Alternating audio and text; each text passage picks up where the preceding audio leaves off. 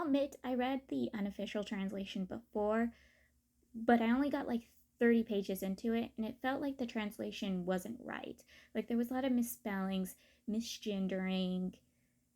There was scenes that obviously did not belong to the book, like were obviously misplaced or put in the wrong spot, or specifically, like I said, wasn't from that book and was just placed there. And I was like, this doesn't feel correct. And I confirmed it when I started reading the actual correct translation, this one. And I'm like, yeah, that wasn't happening at all in the first 30 pages of the book. Might happen later in the book, or never happen at all. But like I said, the unofficial translation I had read was very bad, to the point I only got like 30 pages into it. The main character, he's a history teacher, and one day he gets a thesis from his student, which is basically the history of the Melide, but like the true history of the Melide. And the main character doesn't believe it because it reads like a storytell. It also smacks the history they know in the face. So he sends a bunch of critiques back to his student, getting onto his student for basically sending him a story. And his student gets very upset over this and tells him, hey, you haven't actually lived history, so you don't know if this is true or not. And I'm like, kid, where's your evidence? Where is your proof? Where's all of your little tabs and citations? Like, you need to add those things before you hand in your thesis. Like, every research paper I did in high school had to have, evidence, proof, citations, tabs, where I got my information. Like, I needed to have all of this. And yet he turned in something without any actual evidence, no citations, nothing. Like, no surprise his paper got thrown out the door and he got critiqued. I'm kind of surprised the main character even read the whole thing. First time he didn't see any citations or evidence or proof, he should have smacked that right back at his students. Be like, do better. Make sure you have your citations, evidence, and proof. Or is it different in college? Or is it different in other countries? Because at my school, you had to have all that stuff. The main character, after arguing with his student, is transmorgated into the body of a prince from the thesis and from historical records. In the historical records, the prince died from illness. But in his student's thesis, after the Melide fell to ruins and was captured by the prince's kingdom, he was made the prince's concubine after being made disabled. The prince mistreated and abused him, and once he was able to get power once more, control once more, take down the kingdom, the country, he got rid of the prince and put his head up for all to see. So the main character realizes how doomed he is because he's realizing his student's thesis is actually correct. The main character, once he realizes that this is the truth and he meets the Melide, he's like, well, you know what?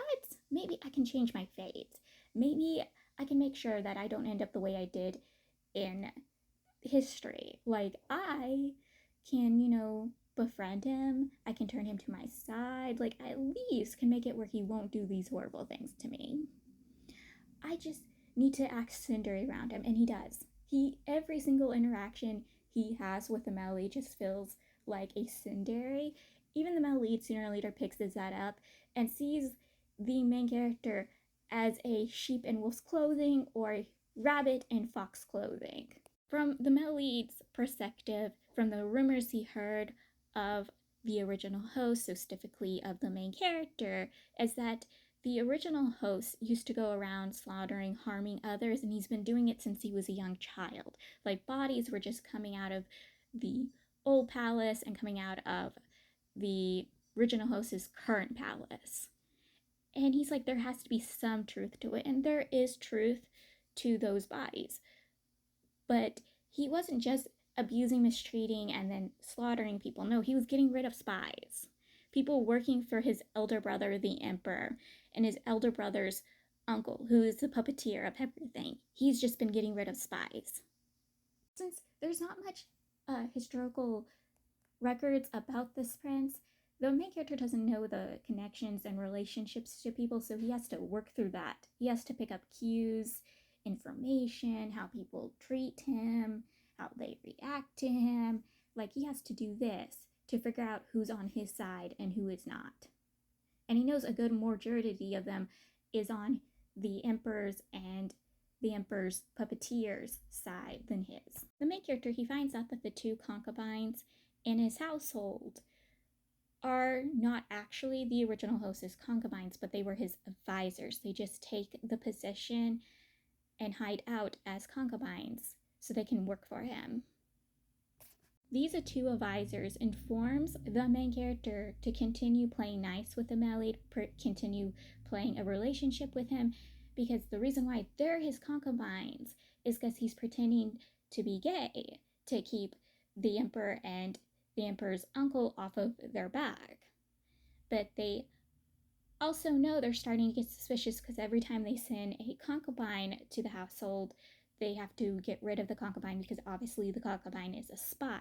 And once this keeps piling up, they're going to get more and more suspicious. So they tell the main character, yes, we know he's not a spy because he was from the enemy country. This was used to punish you, but you got to use him to pretend to continue being gay. Like, you got to use him for your plot. For your ploy, you got to use him. I also like the fact that the concubines can tell that he's not the original host. They even have that conversation for a little bit, is that they can tell he's not the original host because he's not behaving and acting the way the original host would be over the maid. Usually they would have court assemblies every day, but not this court. They have it every few days, and it's called the Grand Assembly, and the emperor uses it to humiliate the main character. And when that's not enough, he asks the main character in a few days to bring the male lead so he can humiliate the male lead. And the main character is not having this. And the emperor's like, well, if I do this one thing for you, which, he was convinced by and pursued by his puppeteer, his uncle, to basically make the main character make this deal.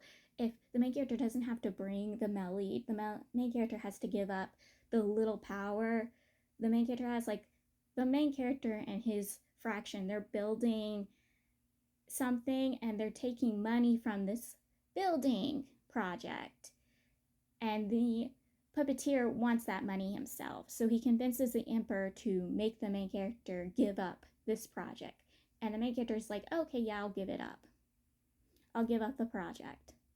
Which later, somebody in his fraction comes to him to ridicule him and shame him for this. And the main character has to remind him. He's like, they already know what we're doing. And they want those funds. They want the little power we have. And if we don't give it to them now, we'll be in trouble later. We'll be in severely trouble. So I did it for us. I didn't do it to keep from being humiliated by bringing them out lead here. No, I did it for all of us.